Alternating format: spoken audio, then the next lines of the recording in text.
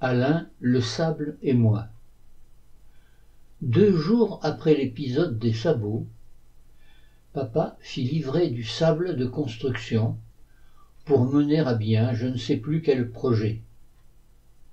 Un très gros tas de sable trônait maintenant le long du mur qui protégeait le jardin, près du petit sentier qui menait à la rivière.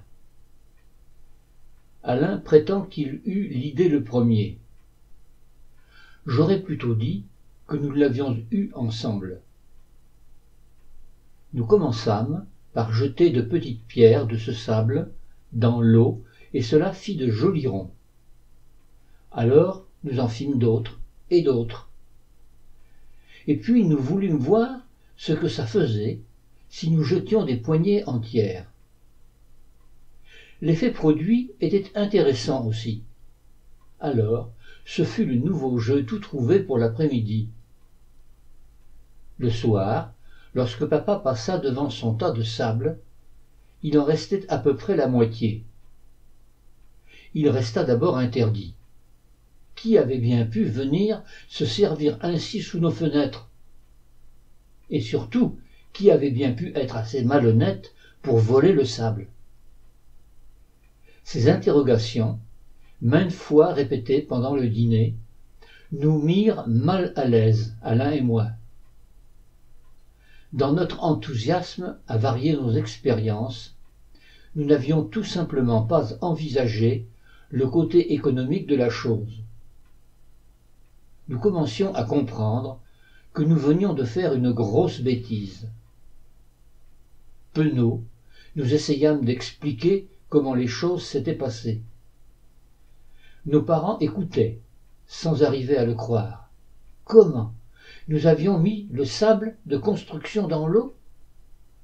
Une telle quantité à nous deux? En une seule après-midi? Papa dut aller constater sur place pour se convaincre de la réalité de notre récit.